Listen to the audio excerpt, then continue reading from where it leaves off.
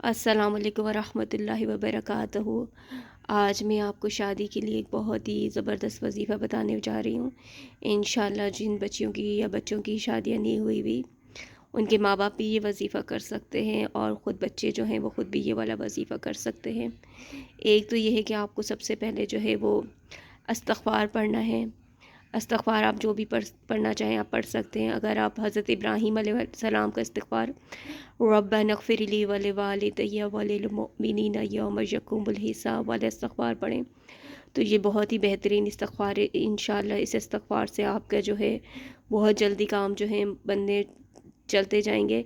जो भी मुसीबतें परेशानियाँ आप पर आई हुई हैं वो तमाम मुसीबतें और परेशानियाँ आपसे ख़त्म हो जाएंगी। और इसके साथ साथ आपने करना क्या है कि आपने कुरान पाक की ये वाली सूरत जो मैं अभी आपको बताने जा रही हूँ, इसको आपने रोज़ाना जो है वो 3 मरतबा पढ़ना है। किसी भी टाइम आप पढ़ सकते हैं, जब आपके पास टाइम हो तो आप उस टाइम इस सूरत को पढ़ लें। तो इंशाअल्लाह जो है इससे आपकी जो बंदिश है, रुकावट है, शादी में नज़र है या कुछ भी है वो ख़त्म हो जाएगी। और इंशाअल्लाह अल्लाह रब्बुल इज़्ज़त ने चाहा तो आपका बहुत अच्छी जगह पे जो है वो रिश्ता तय हो जाएगा। तो कुरान पाक की जो सूरत आपने पढ़नी है वो ये है। मैं दिखाती हूँ कौन सी सूरत है। वो है सूरह रहमान।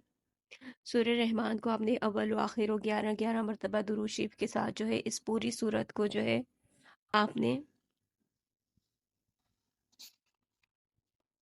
आखिर तक पढ़ना है।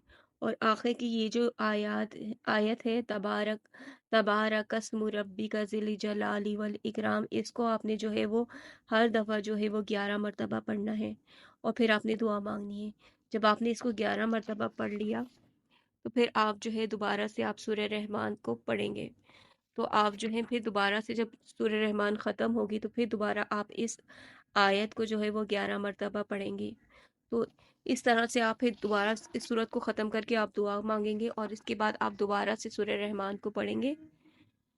और सूरह रहमान को दोबारा से जो है इस आयत को, जो आखिरी आयत है 77 और 78 के दरमियान में, जो है इस आयत को आपने पढ़ना है 11 मरतबा। और फिर आपने जो है पूरी सूरत कंप्लीट करके फिर आपने दुआ मांगनी है और फिर आपने जो है वो दरूद पाक को पढ़ना है।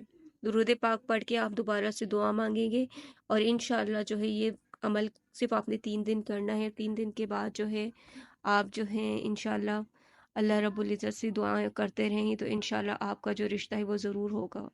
अल्लाह रब्बुल इज़्ज़त जो है इसके साथ साथ आप लोगों को जो है इस्तग़फ़ार जो है वो लाज़मी पढ़ना है। इस्तग़फ़ार आप अस्तग़फ़िरुल्लाह भी पढ़ सकते हैं, रब्बिग़फ़िरली भी पढ़ सकते हैं, रब्बनाग़फ़िरली भी पढ़ सकते हैं। उठते बैठते जो भी आपको इस्तग़फ़ार आता है, जो आपकी ज़बान पे चढ़ा हुआ है या जो पढ़ने की आपको आदत है, आप वो वाला इस्तग़फ़ार पढ़ें। तो इंशाअल्लाह जो है आपके रिश्ते की जितनी भी रुकावटें हैं, जितनी भी परेशानियाँ, वो सब की सब ख़त्म हो जाएंगी। अपने साथ साथ जो है और उन सब बच्चे और बच्चियों के लिए भी दुआएं मांगे कि जिनके रिश्ते में जो भी रुकावट है, क्योंकि अल्लाह ताला जो कहते हैं ना कि आप किसी और के लिए दुआ करते हैं तो आपकी दुआ जो है पहले कबूल हो जाती है। तो आप दूसरों की शादियों के लिए, रिश्तों के लिए दुआ करें तो अल्लाह रब्बुल इज़्ज़त जो है वो आपका रिश्ता और आपकी जो शादी है वो जल्दी कहीं तय कर देंगे। इंशाअल्लाह अल्लाह रब्बुल इज़्ज़त आपकी जितनी भी रुकावटें, परेशानियां, मुसीबतें, उन सबको दूर फरमा दे। आमीन।